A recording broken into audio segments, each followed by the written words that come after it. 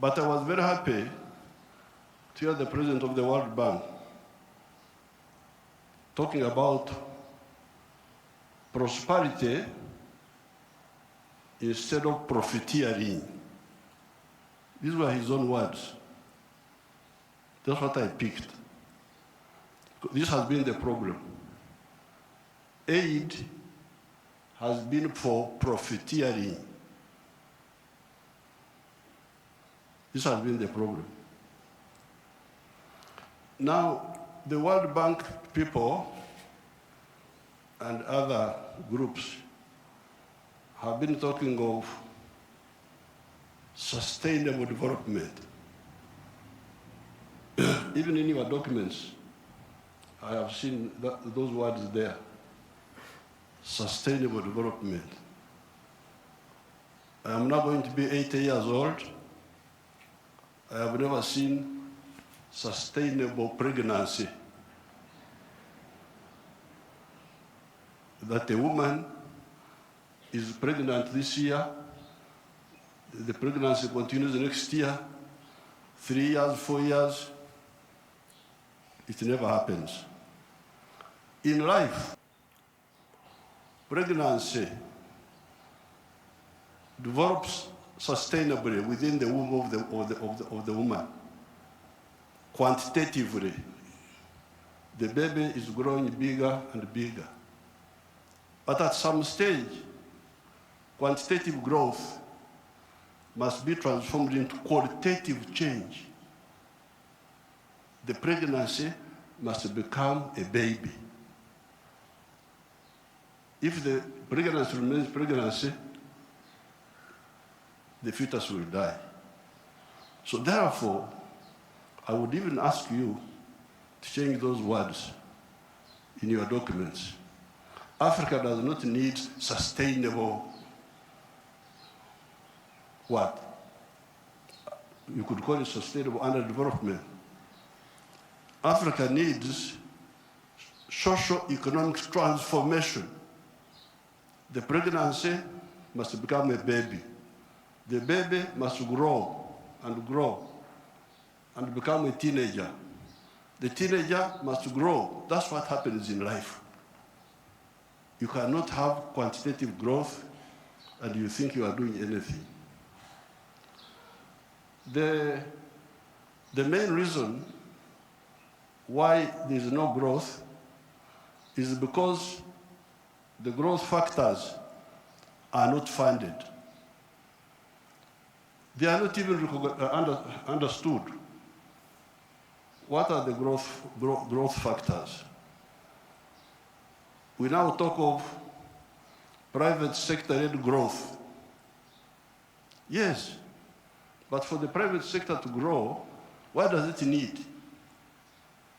It needs low costs of production.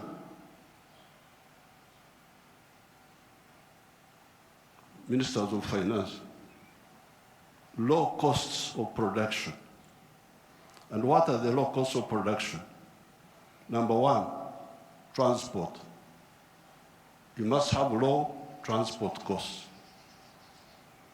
Where do low transport costs come from? From the railway. If you don't fund the railway, how will you get low transport costs? Wonderful people, Banco Mundial, IMF, all this. Where will low cost of production come from if you don't have a railway? I have been here for the last 64 years. I've been watching as a student leader, as a freedom fighter, now as the leader of a country. How many railways have been constructed or funded in Africa? The few that have been was by China, the Tanzania Railway to Zambia, and recently China, another one here in Kenya, and then Tanzania on their own, they are building a railway line. So if you are talking of helping Africa, the railway, I don't want to be involved in any other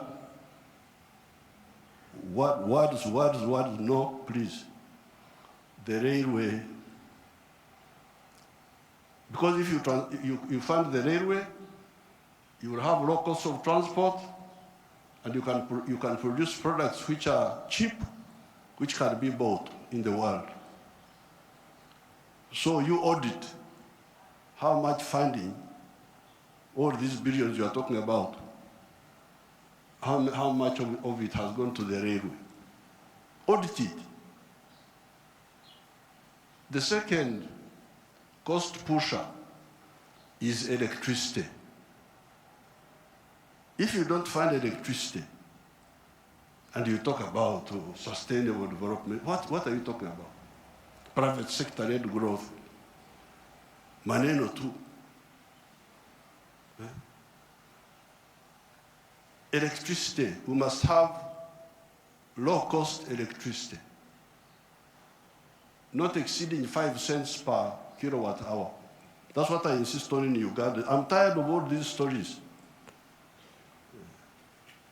These neo-colonial civil servants who have been holding us back, I have put my foot down, say, I don't want to hear those stories. And Uganda is developing, and it will develop, because I don't entertain that nonsense anymore. Borrowing for what? Capacity building. Imagine, seminars, they call you in a hotel, you eat chapati, you eat mandazi. They say that is capacity building.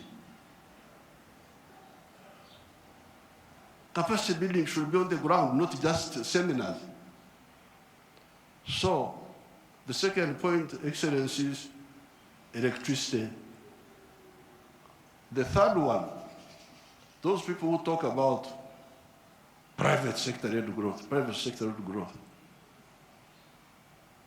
I have been trying to borrow money for our UDB, Uganda Development Bank, a bank which funds manufacturers. No, I don't get support for that. Instead, they want me to go, my people to go to commercial banks. But commercial banks cannot give, no, those commercial banks are to encourage imports.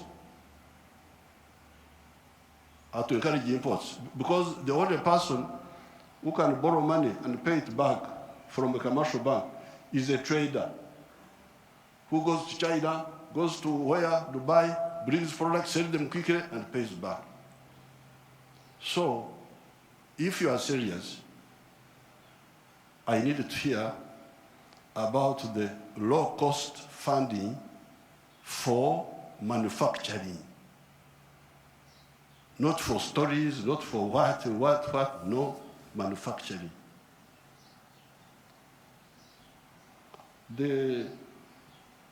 How about funding for irrigation? Because if you want to stabilize agriculture, a country like Uganda is very rich, we have got everything. But still sometimes we get some erraticness in the rain. So in order to stabilize, I've been trying to look for a loan for irrigation. I can't easily get it. Very difficult to get. A loan for seminars, very quick. The civil servants, what?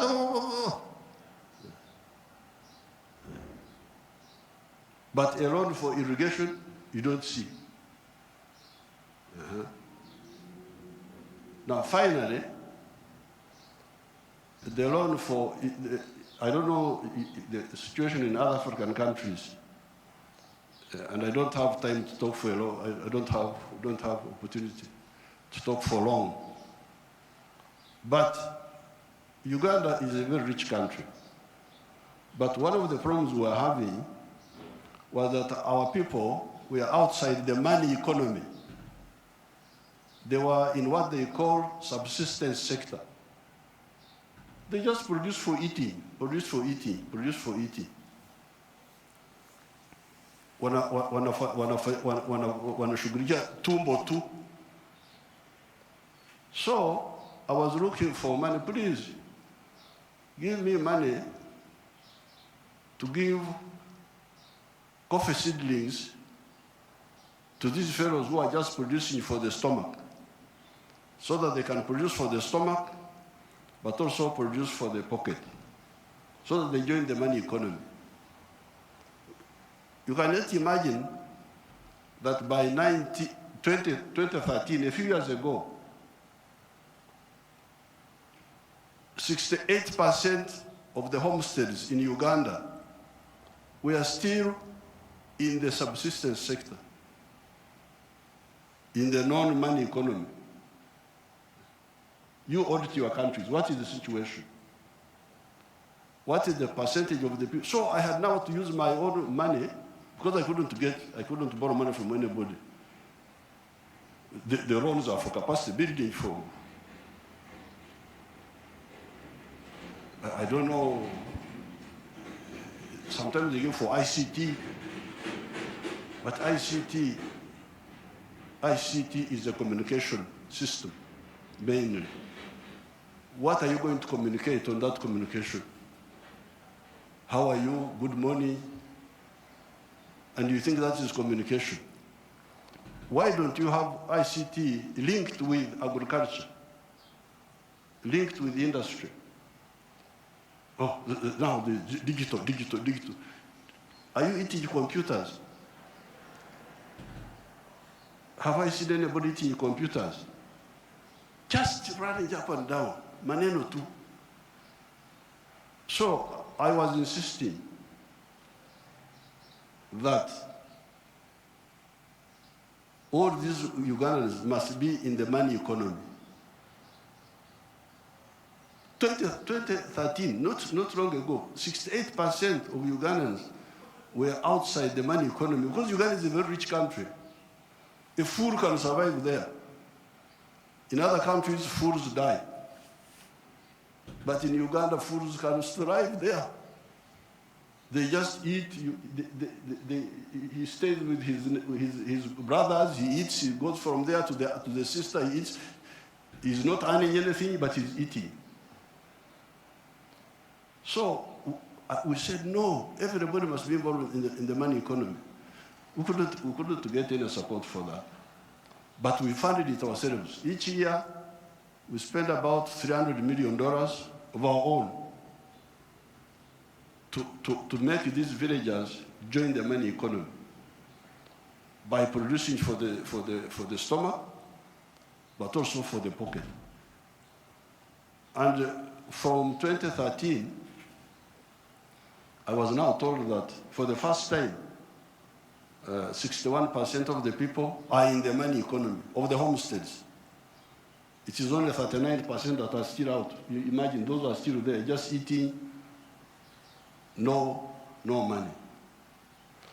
So therefore, this meeting is, then you get your neo-colonial civil servants.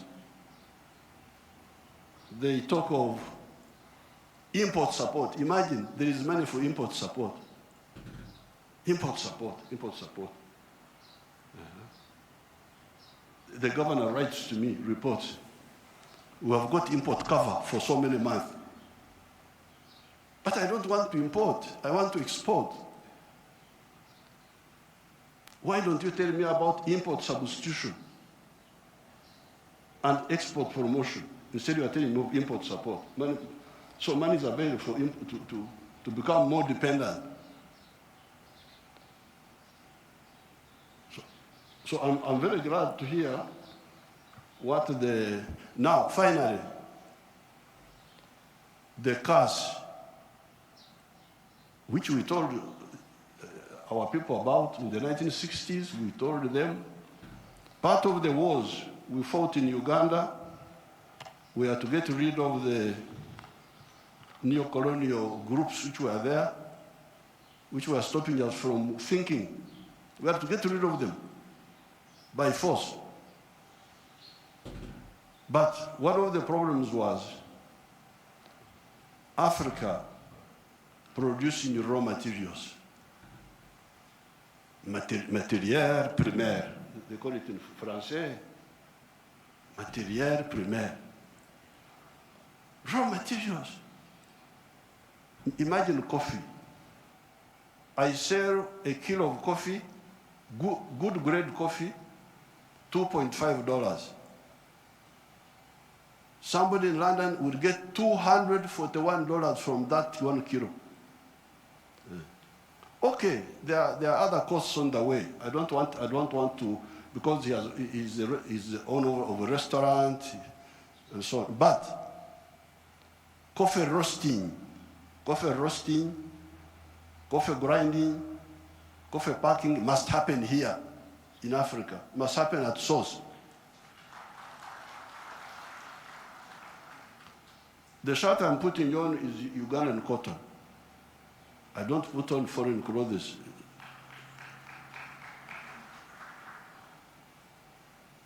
It's only the trousers I'm putting on because I can't go naked. Because they have not solved that problem for me. So, if you look at cotton, how many job levels are there? Job levels. You grow the cotton. Okay, that one we do. Those jobs we do. We gene the cotton. Kutoa mbegu, remove the seeds. That one we do here. And we end there. When you hear all these countries which have got crisis, Burkina Faso, I don't know what, Mali, all of them are cotton growing countries. But how much textiles are they producing? They're importing textiles, I don't know from where. So now, if you end at level 2, gening, removing the seeds, then you take the pamba, you take the cotton, to clever people who are clever. Watu wenye akili. Wako huko. Sisi hapo tutajiita vipi? Kama mtu anakuzidi akili wewe unasema wewe nani? So they take the cotton, they spinning, more money, more jobs for their children. They weave, more money, more jobs for their children. They put the print, more money, more jobs for their children. I looked at the figures. Uganda consumes 276 million meters of textiles each year. And that wonderful country of yours spends $880 million on clothes. Some of them dead people's clothes from Europe. When people die, their clothes, they are sent to you people, to Africa. And we spend 800, all the money we earn from coffee goes back to bring dead people's clothes. But we have got one factory there called Nitil. It produces 25 million million meters. So in order to clothe our people in Uganda without importing, we need about 11 factories like the one of Nitil. And they would employ about 20,000 people. So and we would save $880 million, which we are just giving to other people. So this IDA, what did you say about the modern slavery of the Africans, of producing raw materials? In one of our documents in Addis Ababa, we had talked of Africa producing what it does not consume and consuming what it does not produce. They had put that as a summary in one of the documents of the African Union. We must get rid of the production of raw. I banned the export of minerals from Uganda unprocessed, I banned them. Piga marufuku. Then the agents were going in the corridors, what Mufanyi, no mineral will come from Uganda if it's not processed. You wait until I go away, you can steal the minerals, but not now. I banned this export of unprocessed minerals in 2012. My young brother, His Excellency Ruto, I forgave him and gave him some little iron ore for, I think, 2 or 3 years. Because I've got a lot of iron ore, one of the best in the world. I told him, His Excellency Ruto's man, Muindi wa hapa Kenya, you come and build the steel factory in Uganda at the iron ore. Oh, yeah. I've already built in Mombasa. So I said, okay, because of my young friend, I give you some iron ore for 2 or 3 years. But come and put the factory here. Now you can imagine akili ya watu wenu, my civil servants. An Indian wanted to take that iron ore to India, imagine. Iron ore in our language is called upto, but it is soil, black soil. If you see it, it is soil. To take that to India and do what? Pay your wonderful people $47 per ton. Our iron ore is the purest in the world. It is 70% pure. So you need like 1.5 tons to make a ton of steel. Now, a ton of steel costs $700. Somebody gives you $47 on your wealth, the wealth of your people, and he gets $700 from it. And all the jobs, your children have no jobs. Watoto wa Wahindi wanafanya wapata kazi. I can't be part of that treachery. So I banned, there will be no export of unprocessed minerals from Uganda.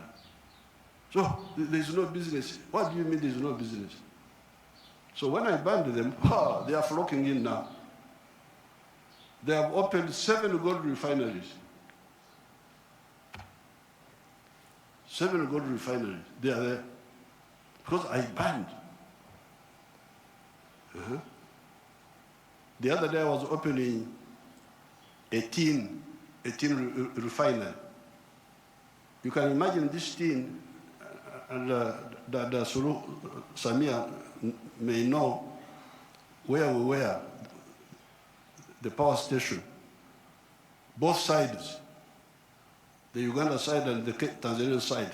That is all tin.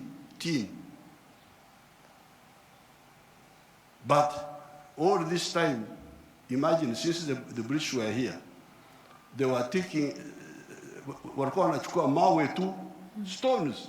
Because tin in nature is a stone, looks like a stone. So they take that. And they give my people $11 per kilo. And they take it to cleverer people. For the cleverer people, they get $32. My people got 11, those people get $32. And all the jobs.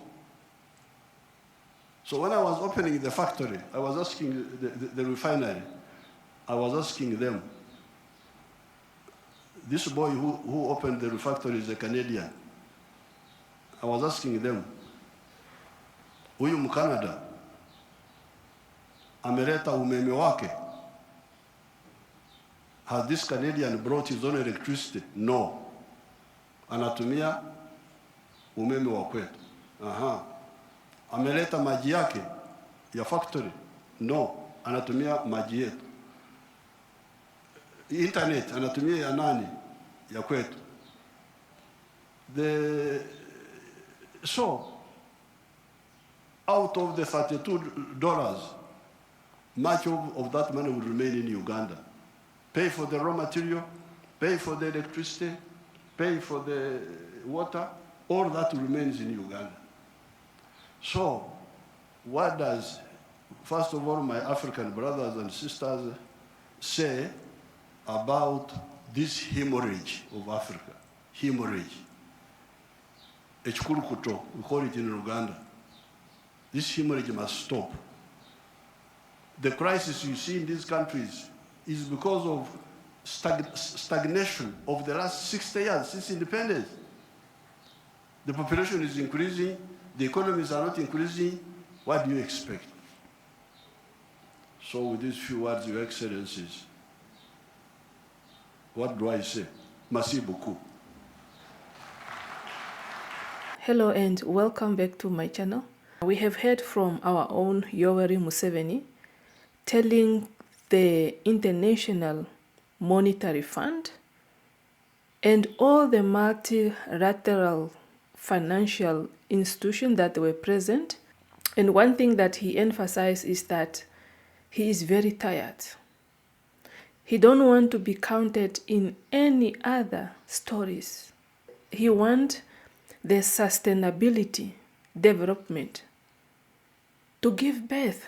You cannot have a sustainable development, a program that will be there for 20 years or 30 years, but this program cannot yield good fruits. Like, there is nothing beyond the sustainable development. Maybe after 20, 30 years, they will come up again with the same document or different topic, but it's almost the same thing. I have been here for almost 60 years, but I have never seen anything like this. So, like, for how long, you clever people, you are going to make us to wait for our continent to be industrialized? For how long are you going to make us to wait? So this is just to say that when we have realized that as an African, if you know your common enemy is not your own black people, then I think that is the beginning of your black consciousness to tell you that you don't need to fight one another. As long as you know that the clever people, that they have this document that they have signed during the Berlin Conference. And even when the African countries, they gain their independence, they make sure that the new form of colonialization must continue. There is nothing new. It's only that the sound of the gun is being silenced. People, they are given chances to believe on their own, but that capacity building, where now the leaders, they are entitled to build their countries, that one is still in the hands of the cleverer people.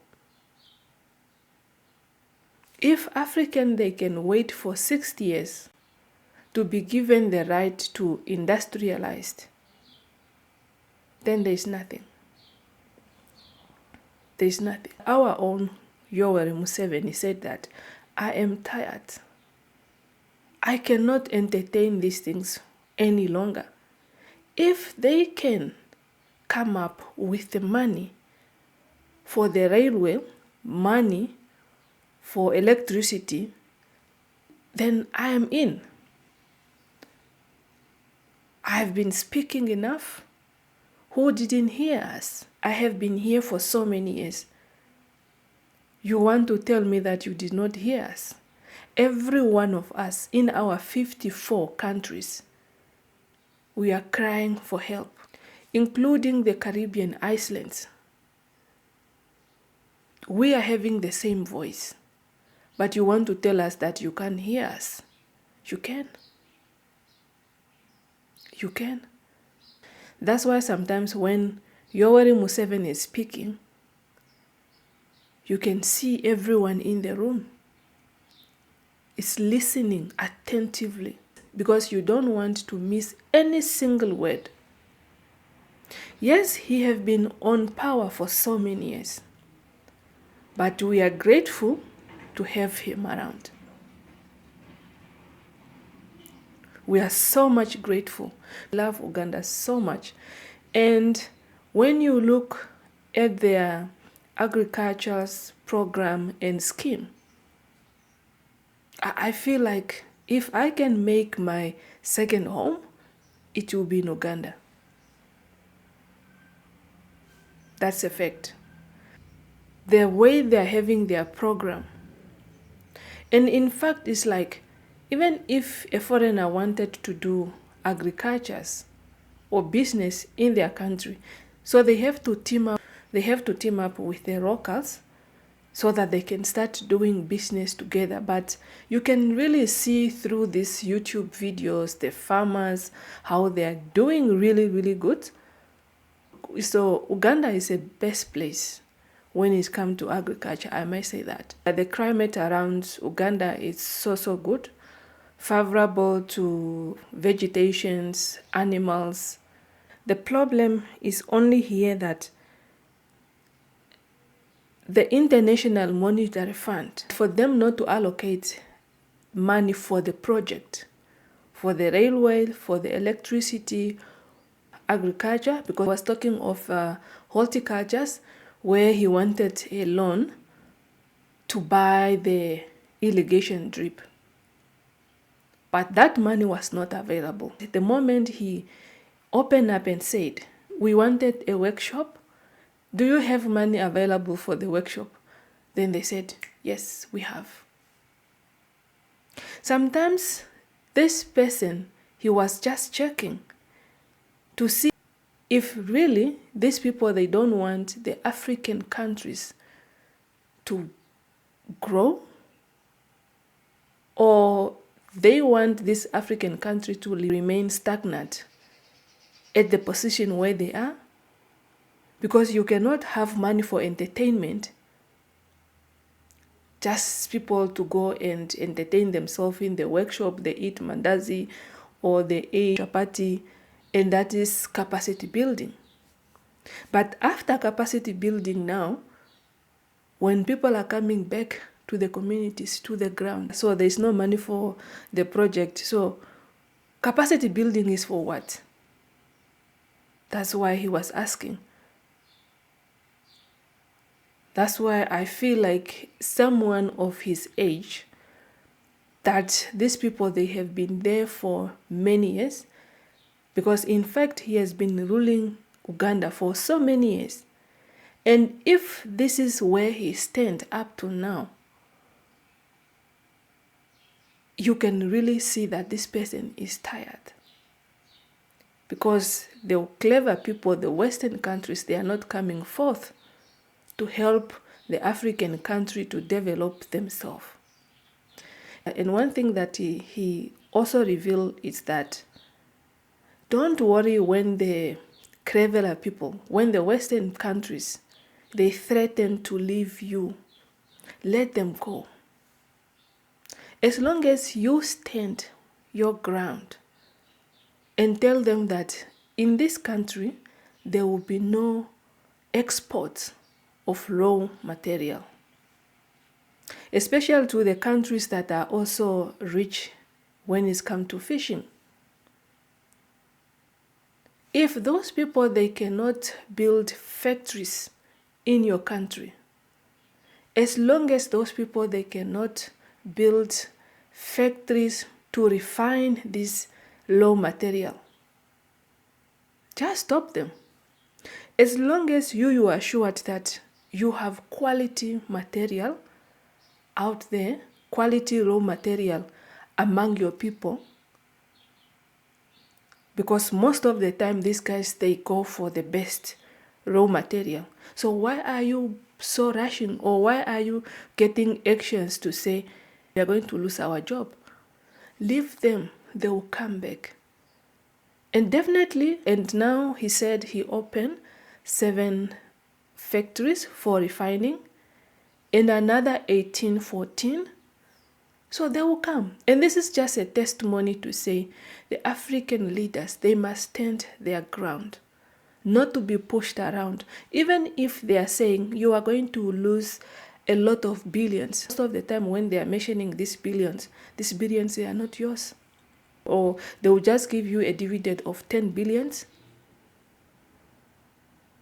But they have pocketed a lot of billions. But for you, they only give you this peanut. This peanut. And this should be a learning lesson to the African countries. You have mineral resources that this company, they cannot even build school. To say, you guys, you are concentrated on this region, so you must take care of that region. No. They must be given the responsibility so that every Namibian should be able to eat the fruits of their own mineral resources, because these people, they are taking a lot of money. They are siphoning a lot of raw material. But when it comes to the dividend, they only give 10 billion dividend to the government. And maybe as their social responsibilities, they can buy 35 wheelchairs. No, that is not enough. That is not enough. So allow these people, when they are coming, tell them this is what we want. So you give us our dividend, but on the social responsibilities, please make sure that you build one school in each region. So if we have 12 or 13 regions, or if we have 5 provinces, so that's how it should be done. Make sure that you have cater money to build school in each of this region. So these people, they will change your country very fast, because you'll be even surprised that within a year that they have been in your countries, they have already allocated that money. They have already allocated that money to build that school. The school will be finished, well finished, the books and everything will be there. Just look at this. The country is having raw material, diamonds, gold, tin, and they are also having fish in the sea. But the accountability to this company is not there. The accountability is not there, because we are serious when it comes to our social responsibilities. So we give you this, and this is what we want. So in that way, when it comes to creating job opportunity for our own people, at least you can have more schools that are being built by these people. Other also, you can give them the responsibility to say, we have this project, agricultural project, that belongs to the government. So we want you to allocate money to revive this agricultural project. It belongs to the government. So in that way, we can see our country really moving, because these people are siphoning a lot of money. That's why they are coming back to call us poor. Yes, they are calling us poor, because the poorness that they are talking about is the lack of accountability toward them, because we are not pushing, we are not standing our ground to ask them. The poorness that they are talking about is not money, but accountability. We are not one. We are not strong when it's come to decision making. Let me give you another example, is that this is the same way what Uganda did when it's come to stopping of the raw material. This is the same way Botswana did. Because for Botswana, they wanted to control the raw material that these people, they are taking, and also the profit that they are making, because according to Malema, the South African, they wanted to control the raw material, not the profit. But when it's come to Botswana, Botswana wanted to control the raw material and the profit that they were making. So these people, they have rejected South Africa. And they opt for Botswana, who was asking two things: to control their raw material and the profit that the company they were making. So, and this is what I'm telling you, that when these countries, they are calling African poor, it's the mental capacity. If you can stand your ground and think like, this is what I want to control my raw material and the profit that you are making, they opt to work with Botswana, regardless of what Botswana asks, and they are still working there. So this is just to tell you that the African leaders, they must stand their ground. Everyone is speaking. There are a lot of people that are talking now, at least to encourage our leaders. When it's come to this negotiation with the white, please don't forget your own people. Don't forget that whenever you find yourself in the midst of these people, you still be our own. And that's what I have for now. So thank you so much for watching. If you have watched up to this far, kindly subscribe to my channel, like the video, and share the video to your loved one. Don't forget to comment in the comment section about our own Yoweri Museveni when he was tackling or dusted or telling off these Western people to say he's very tired. So come, see you on my next one. Bye bye, and